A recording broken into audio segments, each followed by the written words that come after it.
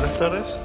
Y vamos a ver cuáles fueron los errores en el parcial, ¿sí? Esta es la cuestión, el protocolo.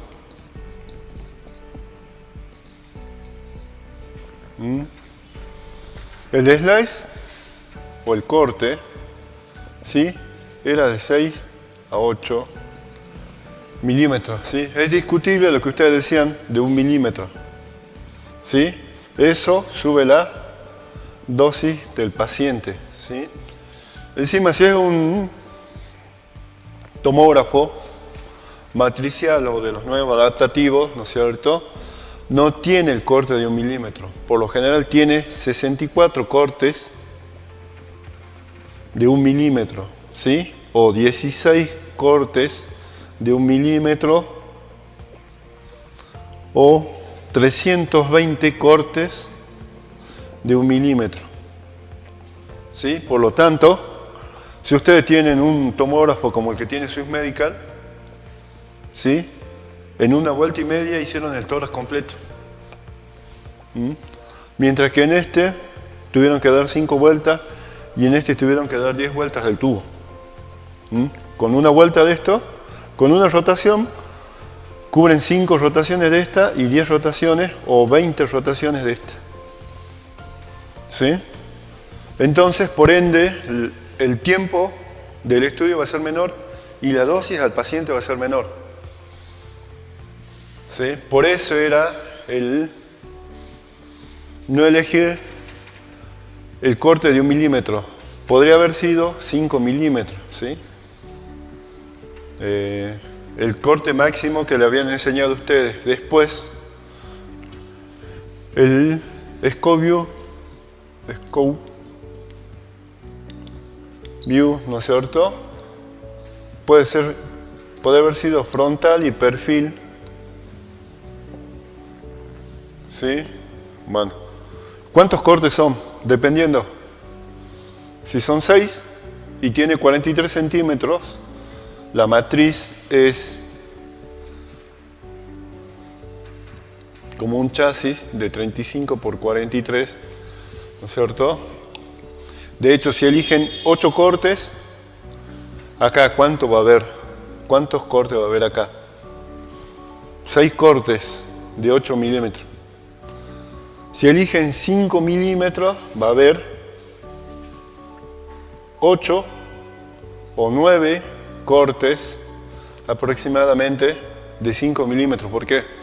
5 por 9 son 43 y cubre la distancia, los 430, 0,5, perdón, acá, 0,5 milímetros, 0,5 centímetros, ¿sí?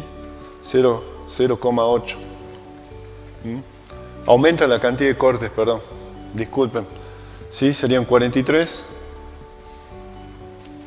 no son 2 por corte, tendrían que ser 96 cortes. ¿Está bien o no? Acá hay 8 milímetros, 8,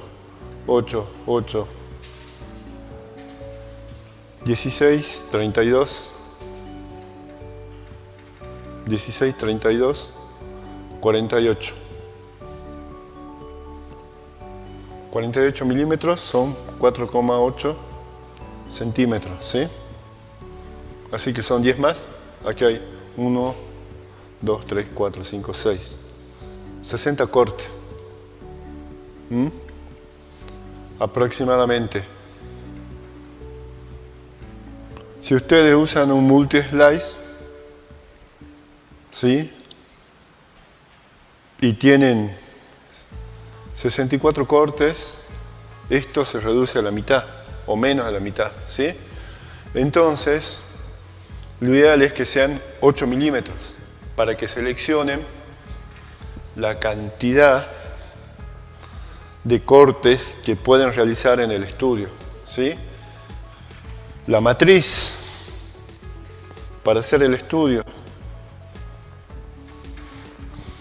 tiene que ser rectangular, no puede ser cuadrada como en el cerebro, como en cualquier otra parte del cuerpo, como puede ser en columna también es rectangular, ¿sí? No, perdón, es cuadrada. ¿Sí? En columna cervical es cuadrada, en cerebro también es cuadrada, ¿sí? Pero acá en abdomen y en tórax tiene que ser sí o sí rectangular. Y como les decía, pueden elegir la parte más angosta, o sea, el ancho, de 512 por 640 o de 640 por 720, ¿sí? No estoy diciendo la cantidad de píxeles, sino estoy diciendo la cantidad de filas y columnas, ¿sí? Son 512 filas por 640 columnas o 640 filas, ¿no es cierto?, por 720 columnas. Para poder hacer el píxel. Como le decía, este píxel no es como el píxel de cerebro o de columna cervical, no es cuadrado. No es cuadrado, sino que más o menos rectangular. Entonces, no pueden hacer reconstrucciones 3D. ¿Sí? Recuerden. De hecho, si con un teléfono, con un tomógrafo multi-slice, con múltiples cortes, le permite formatear y conseguir este tipo de píxel que sea como un cubo perfecto, ¿sí? Que donde ustedes los miren, la cantidad de información que van a tener va a ser la misma, ¿sí? Va a ser la misma. Ahora, si tienen un tomógrafo convencional o un matricial, ¿no es cierto?, no van a poder hacer ese tipo de movimiento. Entonces, va a terminar siendo rectangular. Y la información que ustedes quieran construir va a salir no en forma continua, sino que va a salir en esta manera, en forma de diente de sierra. Entonces no se puede reconstruir una imagen con esa cantidad de datos que alternan demasiado, ¿sí? No se puede construir bien una imagen. Entonces, el topograma o scope view es frontal.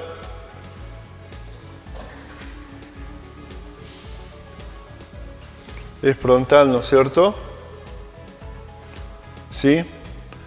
El corte o slice de 6 a 8 milímetros, ¿no es cierto? La matriz podría ser de 512 por 640. El movimiento es cefálico a caudal, ¿sí?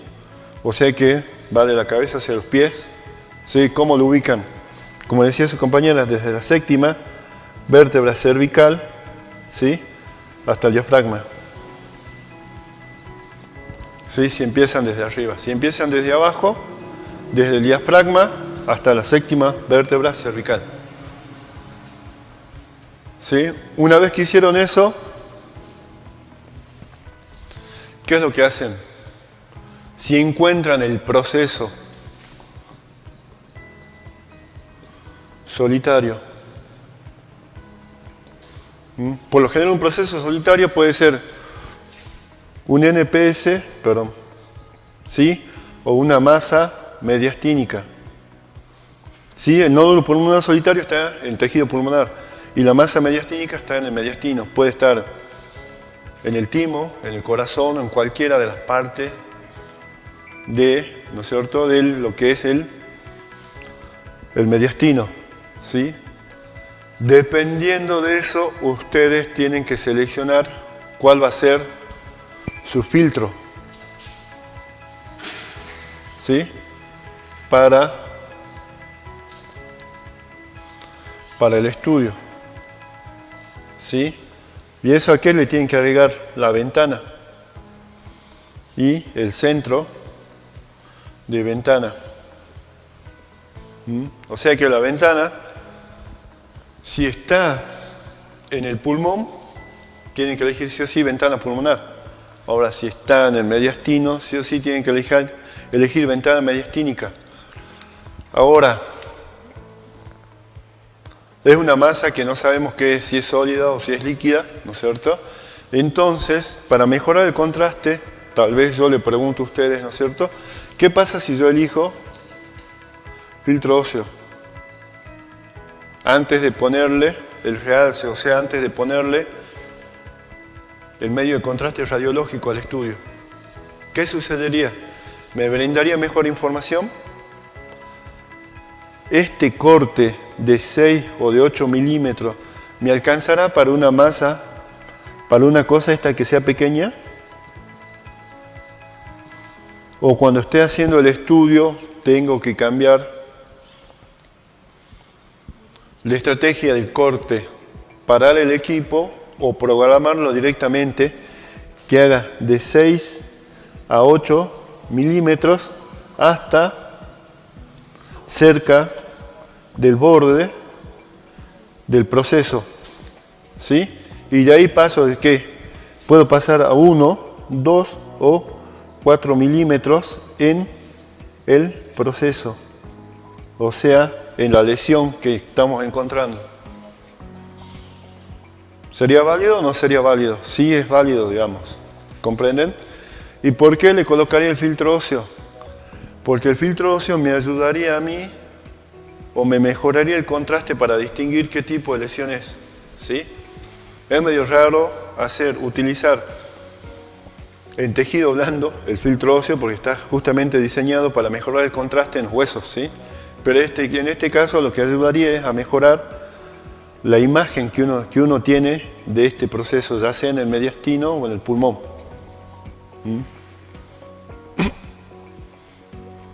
Como decía su compañero Romero, es válido eso. Hacer corte de 6 a 8 milímetros hasta que llegas hasta el borde inferior o el borde superior del proceso y de ahí cambias la estrategia de corte, ¿no es cierto? Dependiendo del tamaño del proceso a 1, 2 o 4 milímetros, ¿sí? Sería absurdo que ustedes tengan un proceso de un diámetro de 8 milímetros y me quieran hacer un corte de 4 milímetros. No me sirve. ¿Por qué? Porque hago dos cortes y todo el proceso queda en eso. En cuenta, si uso uno de 2 o de un corte de 1 milímetro, ¿no es cierto? Me alcanza para distinguir qué es lo que hay adentro de esto. ¿Sí? Ahora, si es un proceso que tiene un diámetro por lo general, que los nódulos pulmonares siempre tienen 5 centímetros, 2 centímetros, ¿sí? Los nódulos pulmonares solitarios son de ese tamaño. Por lo general, para ser hoy en día estudiados, ¿no es cierto? Cuando yo me recibí en la universidad, yo recuerdo que nos decían que si el nódulo tenía más de 5 milímetros, se hacía una tomografía. Hoy en día se acepta que pueda tener un tamaño mínimo de 2 centímetros para poder hacer un estudio de tomografía para saber si es algún proceso canceroso o no. ¿Sí? ¿Cuál es la diferencia? Digamos, que puede ser un quiste hidatídico, ¿sí? Que es muy normal que exista acá en la gente del campo, ¿sí? Porque es una infección por parte de un parásito que está presente en la carne que está mal cocinada, ¿sí? También les recuerdo, ¿sí? El recuperatorio parcial no sale de esto, va a ser lo mismo, ¿sí? Pero en este caso era el tórax. ¿Sí? El recuperatorio va a ser con el hígado, ¿sí? En el hígado pasa lo mismo, tenemos dos cosas. Puede haber un quiste simple, el quiste simple es simplemente que el hígado, por alguna razón, sufre un proceso en el cual, ¿no es cierto?, le aparece una colección de líquido. Ese es un quiste simple. Y el quiste hidatídico es lo mismo que tiene la persona en el pulmón. Comes carne que no está bien cocida y tiene hidatidosis, puede ir al pulmón, al hígado o al cerebro, digamos, ¿sí? Lo peor que te puede pasar es que vaya al cerebro. Pero bueno, por lo general se hacen este tipo de estudios para distinguir qué tipo de proceso es, ¿sí? Si es un proceso maligno o es un proceso parasitario, ¿sí? Ahora, cuando hacen el refuerzo, el medio de contraste, ¿no es cierto? Ahí sí, como decía su compañero, el corte, ¿no es cierto?, es de 1 milímetro, ¿sí? Para poder conseguir la mayor cantidad de información posible de ese proceso. No importa el tamaño que tenga, ¿sí? Se elige 1 o 2 milímetros, son los más pequeños que pueden elegir, para conseguir la mayor cantidad de información posible, ¿sí? Y recuerden que el refuerzo es vía venosa o vía arterial, vía venosa, ¿sí? O sea, se inyecta, es inyectado por vena. Sí, yo vi algunos parciales vi que hicieron eso, ¿sí? Prestaron atención a lo que estuvimos hablando durante el parcial y pusieron más o menos eso. Esto es respecto de la tomografía. Ahora, como le decía, no va a salir de esto. Ahora, en cuenta de ir el pulmón, para el recuperatorio lo que va a ir es el hígado, ¿sí?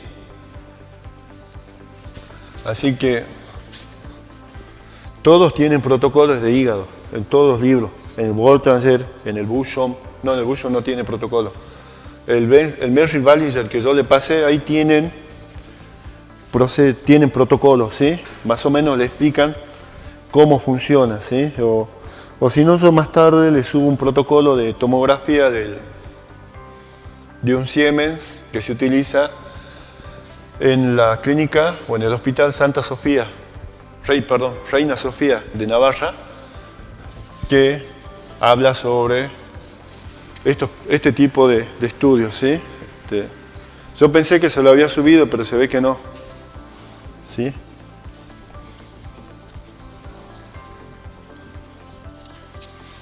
Y lamentablemente después tengo uno de resonancia magnética, es el Möller-Röhr, ¿sí? El más conocido de todos, de los alemanes, pero está en inglés, lamentablemente. Sí, tiene todos los protocolos que ustedes necesitan de resonancia magnética como orientación, pero están en inglés, sí, lamentablemente. Ahora, lo que era en resonancia magnética, ¿sí?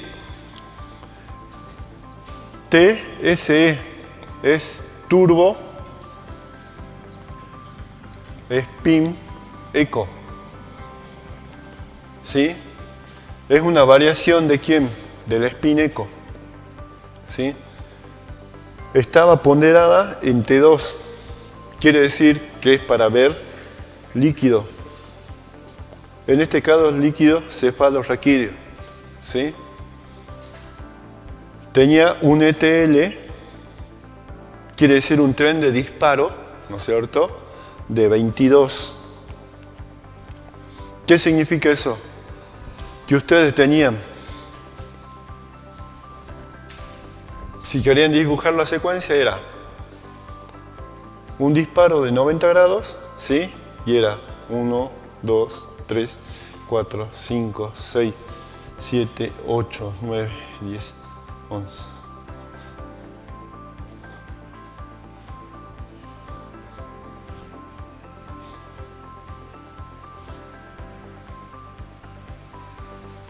¿Sí? ¿Qué significa eso? Que había 22 disparos de 180 grados antes de volver a repetir el primer disparo de 90 grados. ¿Sí? Entonces, como le decía ahí, el tiempo de repetición era algo así como 4.855 milisegundos y el tiempo de eco creo que era de 154 milisegundos. Recuerden, ¿qué es el tiempo de repetición? El tiempo de repetición es esto, la distancia que hay entre el inicio de una secuencia con la otra, ¿sí? Y el tiempo de eco es la mitad. ¿Dónde se toma el tiempo de eco? En este caso son el tiempo de eco, ¿no es cierto? Siempre sucede a la mitad del disparo de 180. Acá está el tiempo de eco, ¿sí? Eso le permite, ¿no es cierto?, al equipo abrir la antena para capturar la señal. ¿Por qué? Porque vieron una cosa que decía Next, igual a 2. Next es el número de excitaciones. ¿Sí? Y acá dice 2. ¿Qué quiere decir? El spin echo, cuando ustedes hacen el disparo, tienen un disparo de 90 y 2 de 180. ¿Sí? Tienen 2 disparos de 180 y uno de 90. ¿Por qué? Porque el tiempo de repetición en los T2 son largos, ¿sí? Entonces, para poder dar forma a la señal, ustedes tienen que hacer 2 disparos de 180. Entonces, si lo dibujamos, ¿no es cierto? Si lo dibujamos, ustedes hacen un disparo de 90, entonces el protón pasa para este lado, se va acá, ¿sí? Ahora, cuando está volviendo al eje longitudinal, que es el eje Z, ¿qué es lo que hacen? Le pegan un disparo de 180, entonces viene hasta acá, acá abajo, el protón, ¿sí? Ahora, el protón no puede permanecer en el plano transversal, entonces ¿qué es lo que hace? Trata de volver de nuevo al plano longitudinal. Cuando está volviendo al plano longitudinal es cuando ustedes abren la antena. Por eso dice el número de excitación, ¿sí? Cuando está por acá, ¿no es cierto? Y está emitiendo la señal, recuerden, ¿a dónde? Al 63% en T1 y el 37% en T2, ¿no es cierto?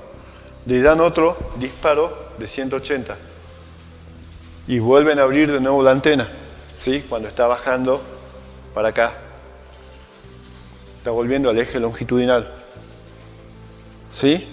Entonces ahí es cuando ustedes consiguen capturar y formar la imagen, ¿sí? Recuerden esto, el T2 no tiene nada que ver con el T2 estrella, ¿sí? El T2 estrella tiene que ver con la homogeneidad del campo magnético o con la presencia de hierro en la sangre, ¿sí? De hecho, nosotros tenemos hemoglobina, hemosiderina, que es hierro en sangre, y eso afecta el funcionamiento de la resonancia magnética. Por eso es tan sensible en la detección de los accidentes cerebrovasculares, ¿sí? Pero bueno, eso es otra cosa. Ya tenemos el número de excitaciones, ¿sí? Ahora,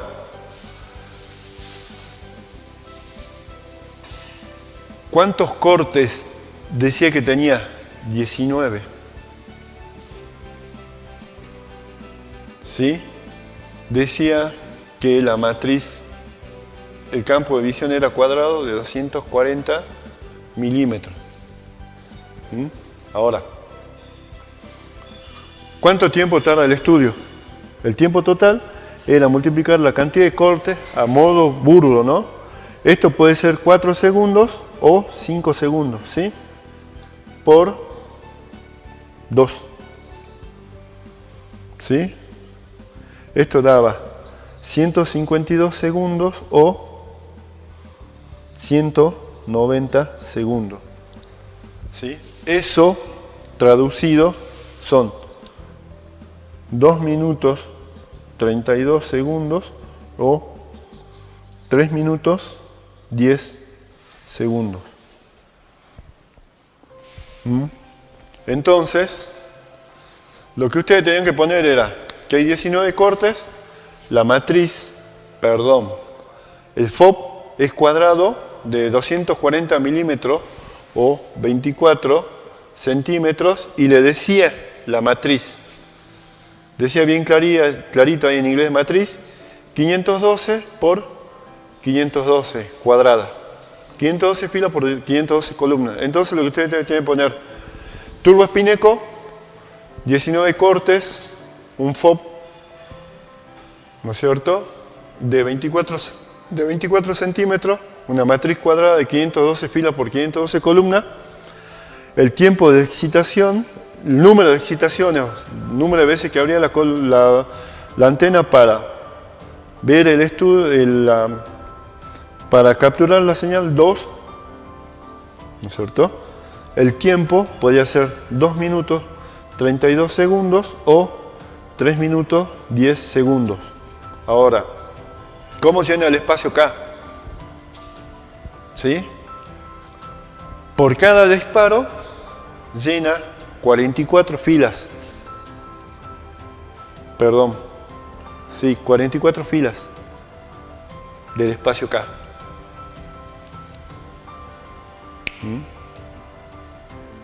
Si pusieron todo eso, aprobaron. Así que eso era todo lo que te... Y todo eso estaba en los datos de la imagen que yo le di. 19 turbo Spineco.